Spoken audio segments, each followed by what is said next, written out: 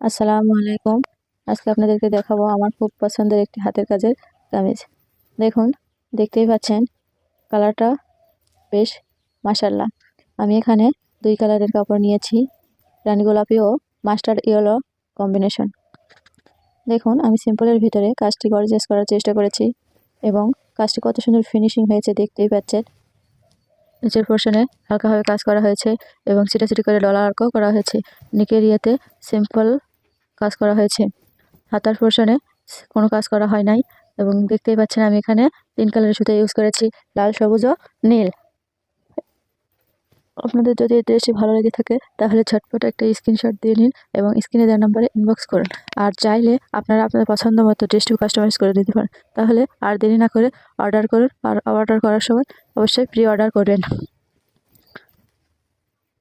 আর ভিডিওটিতে একটি like, share ও subscribe করবেন। ধন্যবাদ।